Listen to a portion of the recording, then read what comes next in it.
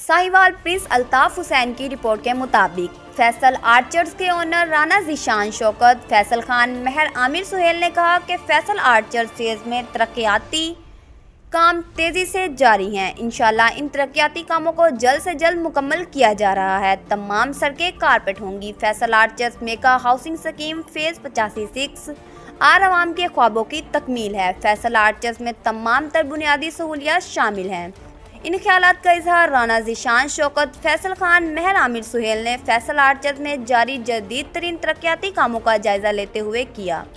उन्होंने बताया कि फैसल आर्चर्स फेज में मस्जिद, ग्रीन बेल्ट, इलेक्ट्रिक सिटी, तफरीही पार्क, बच्चों के झूले, फॉल प्रूफ सिक्योरिटी, 24 घंटे खूबसूरत इंटरेस्ट, मीठा और साफ पानी, कब्रिस्तान और दौरे हाजिर की जदीद तरीन सहूलियात शामिल हैं।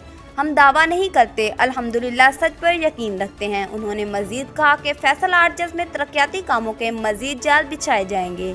अल्लाह ताला के फजलो करम से रहायशी और कमर्शियल प्लाट्स की बुकिंग का अमल जारी व सारी है। मुअज़्ज़िज़ कस्टमर पहले आइए पहले पाइए की बुनियाद पर रिलीफ हासिल कर रहे हैं।